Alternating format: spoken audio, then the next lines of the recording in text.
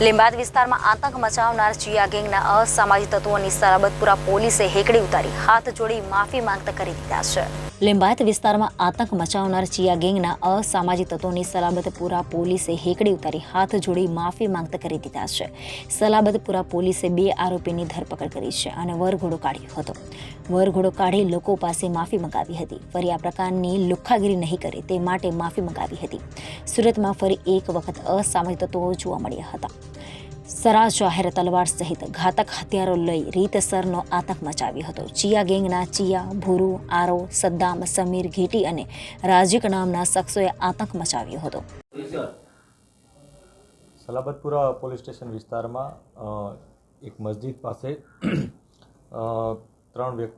4 વ્યક્તિઓ આવીને મસ્જિદમાંથી બહાર આવનાર વ્યક્તિ શેખ અસલમને એવું કહે કે તે આ મસ્જિદની ટોપી પહેરીને કેમ બહાર ફરે છે। એ બાબતે બંને લોકો વચ્ચે બોલાચાલી થઈ।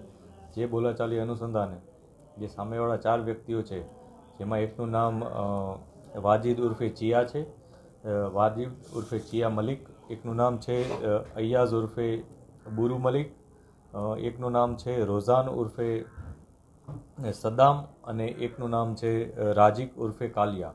આ 4 વ્યક્તિઓએ શેખ અસલમ નામના વ્યક્તિને ધોકા અને બીજા ઘાતક હથિયારો વડે માર્યો હતો।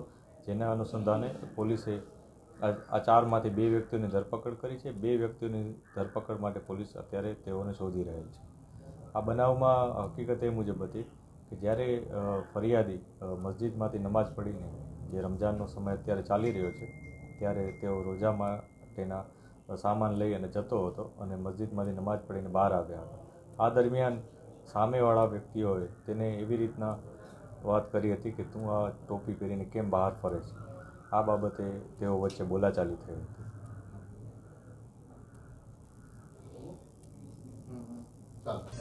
Reporter Hitesh Prajapati, Janadesh news, Surat.